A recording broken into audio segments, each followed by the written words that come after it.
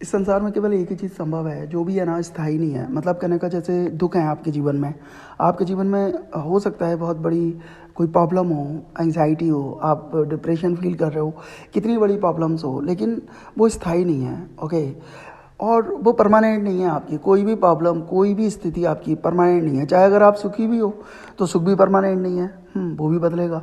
मतलब ये चक्र है, ओके, घूम रहा है। ओके, आज दुख है तो कल सुख आएगा, आज रात है तो कल दिन निकलेगा, दिन है तो रात होगी। ओके, दुख है तो खुशी मिलेगी, मतलब खुशी है तो दुख भी आएगा। मतलब कहने का ये रोटेट होता रहता है और इसी चक्र के बीच में हम लोग फंस के रह जाते हैं। ओके, लेकिन हम कहाँ फंसते हैं?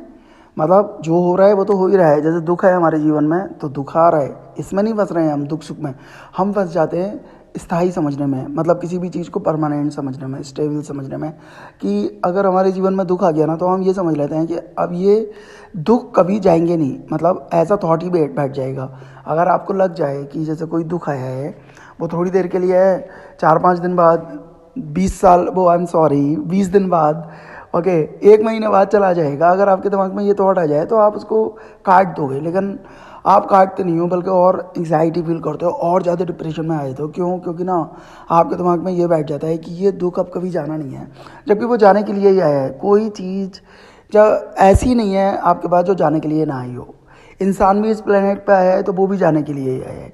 कोई चीज़ ऐसी नहीं है, सब जा रही हैं, तो सुख दुख कैसे रुक जाएगा? तो हमें स्थायी नहीं मानना है कोई भी चीज़, लेकिन और ना ही हमारा दुख खत्म हो सकता और ना ही हमारा सुख आ सकता। मेरा मतलब कहने का क्या है, एक ही चीज़ हो सकती है यहाँ पे, वो है ट्रांसफॉर्मेशन, रूपांतरण। यहाँ पे हर चीज़ का रूपांतरण हो रहा है, ठीक है? आप समझ लीजिएगा हर चीज़ का, मतलब कोई बदबू है उसका खुशबू में रूपांतरण हो जाता है। ओके, खाद वगैरह क्या है? आपकी बदबू है। जब आप किसी पौधे में डालते हैं तो फ्लावर्स क्रिएट हो जाते हैं, खुशबूदार फ्लावर्स। तो वो जो बदबूदार खाद थी वो क्या बन जाती है? फ्लावर्स, मतलब खुशबू पैदा कर देती है, मतलब उसका ही ट्रांसफॉर्म हो जाता है। ओके, जैसे कमल का फूल है, उसके जितनी गंदगी में रहता है उस गंदगी का ट्रांसफॉर्मेशन ही तो है, मतलब एक तरीके से रूपांतरण होके वो कितना अच्छा फ्लावर बन जाता है, कीचड़ में ही खिल जाता है, तो यहाँ पे रूपांतरण है, तो हर चीज़ का रूपांतरण हो सकता है। लेकिन अगर आप स्टक हो जाओ, आप सोच लो कि अब तो दुख आ गया, अब ये जाएगा नहीं, अब ये परिस्थिति आ गई, ये जाएगी नहीं, तो वो जाने के लिए आई है, इसलिए इजी हो जाइए और रूपांतरित करने की कोशिश कीजिए। कोई भी चीज़ यहाँ रूपांतरण हो सकती है, रूपांतरित हो सकती है, ट्रांसफॉर्म हो सकती है। जैसे जैसे आपके अंदर जो भी फीलिंग्स चल रही हैं, आपके पास थॉट्स आ रहे हैं, ठीक है, सपोज करो आपके दिमाग में बहुत सारे थॉट्स आ रहे हैं, उल्टे सीधे भी, अच्छे भी थॉट्स आ रहे हैं। ओके, अब वो भी रूपांतरित हो सकते हैं, या तो आप उनको रूपांतरित कर दो या आप उनको डाइवर्ट कर दो, ठीक है?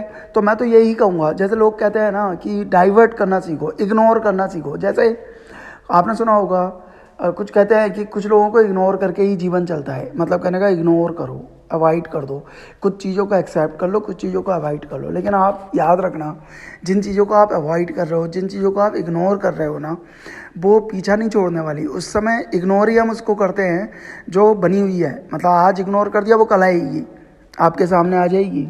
जिस चीज़ को भी इग्नोर करोगे वो आपके सामने और ज़्यादा शक्ति से प्रबल होके आ जाएगी, मतलब और ज़्यादा ताकतवर बन के आ जाएगी आपके सामने, तो आपको इग्नोर नहीं करना है कि किसी चीज़ को इग्नोर, एक्सेप्ट ही करना है भैया। जो भी चीज़ आ रही है, जो भी आपके पास थॉट आ रहा है ना, उसको एक्सेप्ट कर लो, स्वीकार कर लो। ओके, या और स्वीकार करने के बाद फिर रूपांतरित हो सकता है, डाइवर्ट किया जा सकता है। लेकिन अगर आप इग्नोर करेंगे तो वो आना घूम फिर के आपके पास ही है। ओके, तो जैसे आपके पास थॉट्स आए चले जा रहे हैं, कोई भी थॉट है तो आप स्वीकार कर लो। पहली बात तो थॉट्स पे ध्यान आप तभी देते हो जब आप बहुत ज़्यादा खाली होते हो, जब आपके पास टाइम ही टाइम है, प्लेंटीफुल टाइम है, आप बैठे हो। जब भी इंसान खाली बैठता है, कभी आप डांस करते समय आपके दिमाग में विचार आए? कभी डांस करते समय नहीं आएंगे विचार। जब आप किसी भी काम में लग जाते हो तो आपके अंदर विचार इतने नहीं आते हैं, नहीं तो काम बिगड़ जाएगा। ओके, तो इसका मतलब क्या हुआ कि विचार जो आ रहे हैं वो तभी आ रहे हैं आप बिल्कुल इडल हो, मतलब खाली हो, बिल्कुल खाली बैठे हो। आपके पास कोई भी सृजनात्मक चीज़ करने के लिए नहीं है, मतलब कोई भी क्रिएटिविटी नहीं है, कोई भी क्रिएटिव चीज़ नहीं है, इसलिए थॉट्स आते रहते हैं, थॉट्स आते रहेंगे। ये थॉट्स आ नहीं रहे हैं, okay, this the secretion of the mind. ये माइंड द्वारा एक एक प्रोसेस है ये तो क्रिएट होते ही रहेंगे। ओके, और बहुत सारी एनर्जीज यहाँ पे दौड़ रही हैं हमारे इस संसार में। आपके चारों तरफ कितनी सारी एनर्जीज दौड़ रही हैं, थॉट दौड़ रहे हैं, वेव्स दौड़ रही हैं। ओके, वो सब आपसे टकराती रहती हैं। और जाने जैसे 100 थॉट्स हैं तो 99 thoughts, my guarantee these are not your thoughts. Okay, ये आपके थॉट्स हो ही नहीं सकते, नॉट पॉसिबल। ये आपके थॉट्स नहीं है। अब आप दूसरे के थॉट्स में अटक गए, मतलब यह आपके अंदर से आया ही नहीं है थॉट, आपको तो मालूम नहीं है क्योंकि आपने कभी डीप मेडिटेशन नहीं किया, आपने कभी आप बैठे नहीं शांति से, आपने मतलब अपनी पर्सनल स्टडी नहीं किया है। तो जब आप अपनी स्टडी नहीं करोगे, आपको ये नहीं मालूम how does a mind function, कैसे करता है माइंड फंक्शन। जो आपकी अपनी चीज़ है वो मशीन के बारे में नहीं मालूम वो कैसे फंक्शन करती है, आपके शरीर की का प्रोसेस क्या है, कैसे क्या है, मतलब शरीर आप नहीं, आप या तो रूटीन से चलते हो या आपको कोई बता देता है, आपका ब्रेन वॉश कर देता है कि 4 बजे सुबह सो के उठो, 3 बजे सुबह सो के उठो। तो वो ये तो कह देते हैं कि 3 बजे सुबह सो के उठो या 4 बजे ब्रह्म मुहूर्त में सो के उठो। आपको कोई ये नहीं बताएगा कि कोई ऐसी तरकीब तो बताओ कि 8 या 9 बजे हम सो भी जाएं, तभी तो आप 4 बजे फ्रेश होकर उठ पाओगे। अगर आप वैसे 4 बजे उठ जाते हो, 12 बजे सो रहे हो या 11 o'clock सो रहे हो और आप 3 बजे उठ के बैठ जाओ या 4 बजे ब्रह्म मुहूर्त में उठ के बैठ जाओ, तो व्हाट विल हैपन? एक ही चीज़ हो सकती है कि आपको पूरे दिन स्ट्रेस रहेगा, तनाव रहेगा। ओके, लेकिन आप अपने नियमों को फॉलो कर रहे हो, एक डेली रूटीन फॉलो कर रहे हो, तो इन चीज़ों से बाहर आना पड़ेगा। ओके, तो हम कहाँ पे थे? हम थॉट्स पे थे। तो जब थॉट्स आते हैं तो वो 99% थॉट्स आपके नहीं होते। ओके, तो जैसे थॉट्स आ रहे हैं, आने दो, एक्सेप्ट करने के बाद एक्सेप्ट कर लो कि आ जाओ। ओके, पहली चीज़ तो ये हो गई।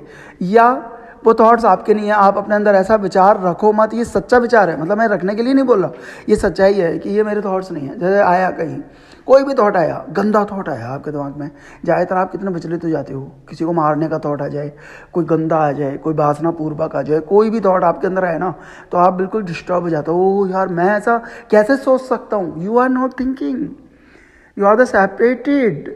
ओके, आप बिल्कुल सेपरेटेड हो उस वाले थॉट से, आपका कोई लेना देना नहीं। जो गंदा थॉट आया है आप उसको थॉट की तरह ही क्रिएट जाने दो, आ रहा है वो जा रहा है, वो दूसरे की चीज़ है। आप जबरदस्ती बीच में दीवार बन के खड़े हो आप।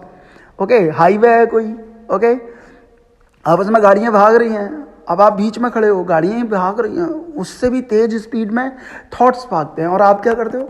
बीच में रिस्पॉन्सिबल बन के खड़े हो जाते हो। तो एक्सीडेंट तो होगा ही ना, कौन हर्ट होगा? जो बीच में खड़ा होगा। इसीलिए इंसान हर्ट हो रहा है, वो थॉट्स के बीच में आ रहा है। आपको थॉट्स के बीच में नहीं आना, जो आ रहे हैं वो जाएंगे, आपका थॉट नहीं है। और आप माफ़ी मांगने लगते हो। कभी कभी आप देखो ना, आपके साथ ऐसा होता है कि कोई गंदा थॉट आया, परमात्मा के लिए ही गंदा आ गया। जो भी जिस भगवान को भी आप मांगते हो उसके लिए भी आ सकता है, कुछ भी आ सकता है, दिमाग का खेल है। अब वो आया थॉट कोई परमात्मा के लिए गंदा, तो क्या करोगे आप एकदम से परमात्मा से माफ़ी भी मांगने लगोगे। हे परमात्मा माफ़ कर दे, कैसे थॉट आ गया? नहीं यार, आपकी गलती नहीं है, वो आपका थॉट है ही नहीं। आप ज़बरदस्ती आलतू फालतू चीज़ों में फंस रहे हो, माफ़ी मांग रहे हो। कोई माफ़ी नहीं मांगनी है, क्योंकि वो दूसरों की चीज़ें हैं, वो आ रही हैं चली जाएंगी। एक कारण, एक तो चीज़ ये हो गई। ओके, और आपको दूसरे तरीके से कैसे बचना है? दूसरी तरीके से आपको बिल्कुल सेपरेटेड होना है। आपको सेल्फ स्टडी करनी है, आपको जानना है कि आपका माइंड कैसे फंक्शन कर रहा है, ये थॉट्स कहाँ से आ रहे हैं, क्या है, जैसा कि मैंने बताया। और कुछ अपने आप भी स्वयं को स्टडी करके देखना है, निरीक्षण करना है अपना। सच्ची पूजा पाठ यही होती है कि आप अपने आप की स्टडी करो कि मेरा दिमाग कैसे फंक्शन कर रहा है और ये क्या है, देखने का नज़रिया क्या है, मैं कैसे चीज़ों को देख रहा हूँ। ओके, एक चीज़ मुझे दुख दे रही है लेकिन दूसरे को सुख दे रही है, उसके पास कौन सी आंखें हैं जो वो उसको सुख दे रही है और मुझे दुखी कर रही है? तो कहीं ना कहीं मेरी गलती है, कहीं ना कहीं मेरा देखने का नज़रिया ही गलत है। तो जब आप स्वयं की स्टडी करेंगे, यही परमात्मा की स्टडी है। और इंसान क्या करता है? परमात्मा की स्टडी करता है, सारे के सारे रिचुअल्स फॉलो करता है, सारा अध्ययन करेगा, सारा का सारा मतलब सभी प्रकार की चीज़ें करता है। ओके, सारे पाठ करेगा, जितने भी आपके धर्मों के पाठ होते हैं, जिस धर्म के भी आप हो, सारी की सारी जितनी भी प्रेयर्स हैं वो करेगा। लेकिन उसके बाद भी आपने देखा होगा, सब कुछ करने के बाद भी आप अपने आप से तो दूर ही हो ना। और जब तक आप स्वयं में नहीं आओगे तब तक कोई भी धर्म, कोई भी परमात्मा का नाम, कोई भी चीज़ आपको वास्तविकता नहीं दिखा सकती। थोड़ी देर के लिए आपको शांति मिल जाएगी, आप मंदिर जाओगे शांत हो जाओगे, आप किसी भी तीर्थ स्थान पे जाओगे, मतलब जहाँ भी जाते हो आप लोग शांति के लिए, सत्संग में चले जाओ, लेकिन जब आप वापस आओगे ना तो उतना ही आप घिरे हुए आओगे। छोटी छोटी चीज़ें भी आपको हर्ट कर देंगी। अगर आप सत्संग से आ रहे हो तो आप सत्संग में गए, आपका पूरी धारणा चेंज हो गई, मतलब उस समय आपके दिमाग से संसार हट गया।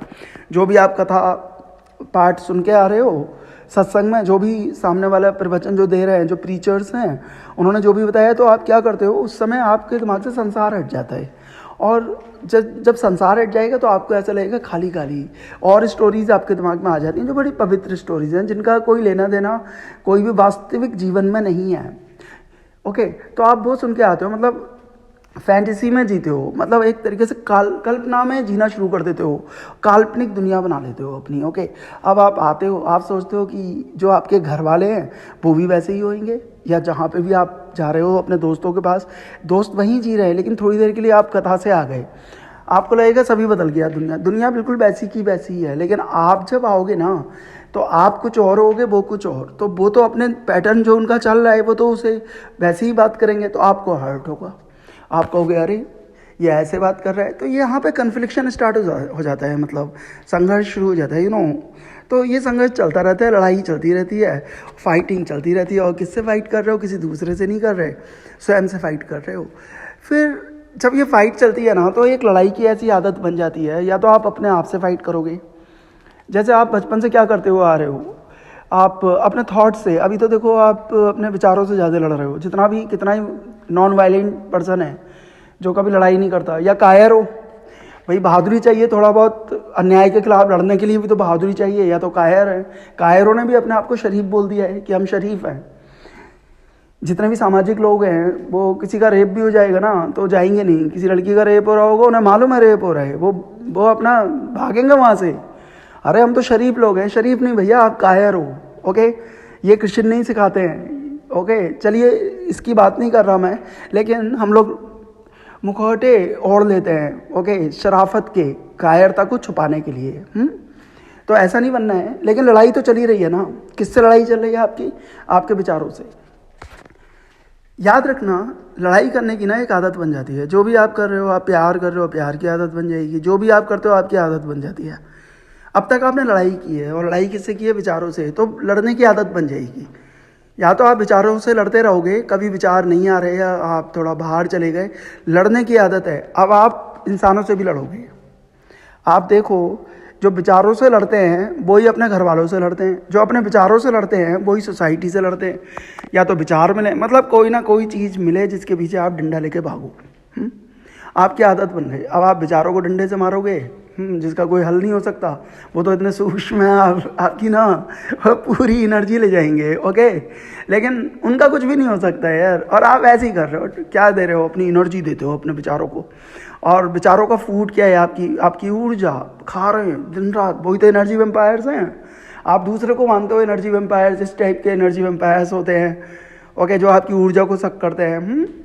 लेकिन जो सही मायने में जो ऊर्जा को सक कर रहे हैं वो आपके विचार, क्योंकि विचारों की जो शक्ति है वो आपकी ऊर्जा से आती है। आप ही ऊर्जा देते हो। ऊर्जा कैसे देते हो? आप उन पर फोकस करके, आप उनको अटेंशन देके, उनको अटेंड करके।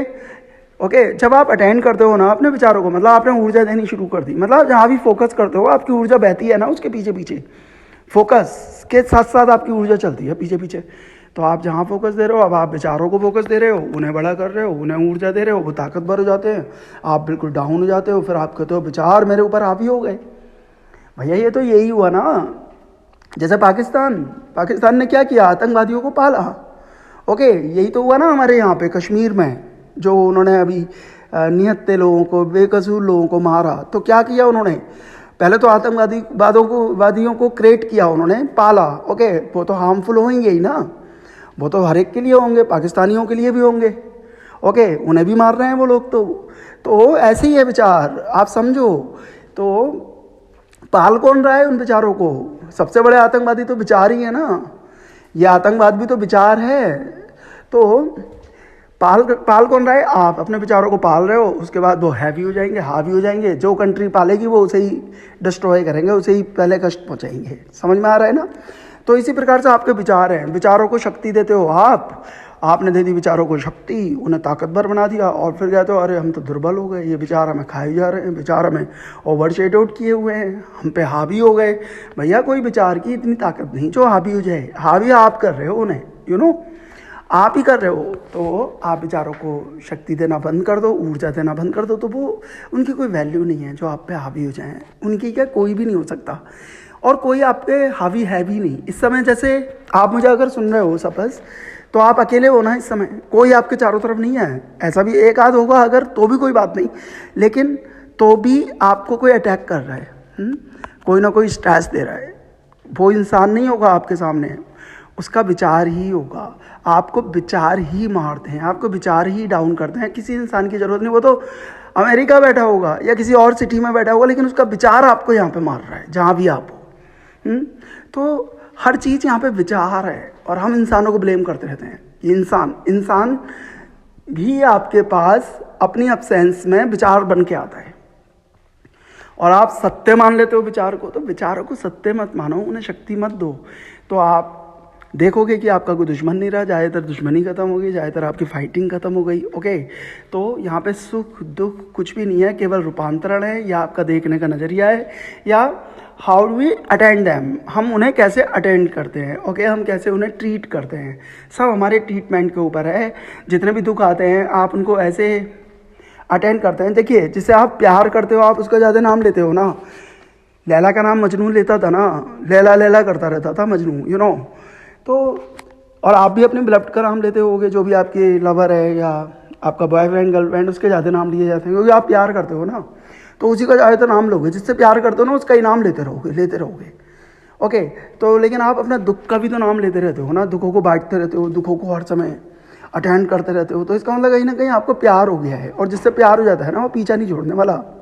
तो कहीं ना कहीं डायरेक्ट इनडायरेक्ट वे में उसका नाम ले लेके आपको कहीं ना कहीं अटैचमेंट हो जाता है, आपको आदत पड़ जाती है उसकी।